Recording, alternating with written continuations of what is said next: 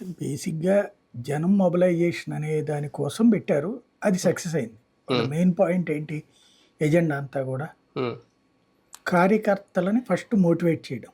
అవును. 5 ఏళ్లలో పార్టీ అధికారంలోకి రాకముందు కార్యకర్తలే ప్రాణంగా లేదా కార్యకర్తలే పార్టీని ప్రాణంగా పెట్టుకొని పనిచేశారు. హ్మ్. 2019 ముందంతా కార్యకర్తల పార్టీ అది. హ్మ్. అంతా కార్యకర్తలు ఎక్కడికక్కడ సోషల్ మీడియా ద్వారా కావచ్చు, లేకపోతే లోకల్‌గా చేసినటువంటి హడావిడే అవును. అధికారంలోకి తీసుకురావడంలో కీలక పాత్ర పోషించింది. అప్పుడు. జగన్ హ్మ్. పాదయాత్ర టైంలో ప్రతి కార్యకర్త రోడ్డు మీదనే ఉన్నాడు.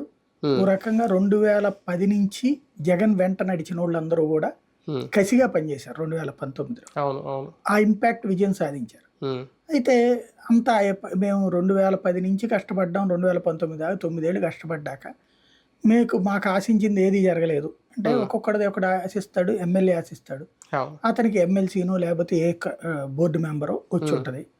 లేకపోతే ఇంకొకళ్ళు వచ్చేటప్పటికి సర్పంచ్ ఆశిస్తారు. అతనికి ఏ వార్డు మెంబరో వచ్చుంటది. హ్మ్. వస్తదేదో. హ్మ్. కానీ వీళ్ళు ఆశించింది జరగలేదు. అవును. కొంతమందికి ఏదీ రాకపోయి ఉండొచ్చు. హ్మ్. ఎందుకంటే గెలిచిన తర్వాత పార్టీ గ్రౌండ్ లెవెల్‌ది పట్టించుకునే తీరుకుంటుందా?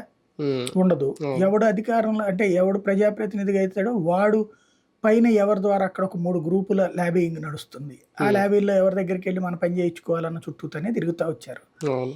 దీంతో సామాన్య కార్యకర్త దగ్గరికి నాయకుడొచ్చే టైం కుదరల. హ్మ్. దానికి తోడు వీళ్ళందరూ ఏంటి సహజంగా ఏమనుకుంటారు, అధికారంలోకొచ్చినప్పుడు మా మాట ఇనేటట్టు ప్రభుత్వం ఉండాలె. అంటే అవును. మేము చెప్తే ప్రభుత్వంలో పని జరగాలి అని కోరుకుంటాడు హ్మ్. కార్యకర్త.